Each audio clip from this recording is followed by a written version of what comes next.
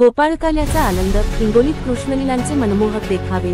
कृष्ण जन्माष्टमी आणि गोपाळकाल्याच्या उत्सवानिमित्त हिंगोली येथील गोमटी गल्लीत रवी लोध यांच्या निवासस्थानी श्रीकृष्णाच्या विविध लीलांचे मनमोहक देखावे सादर करण्यात आले।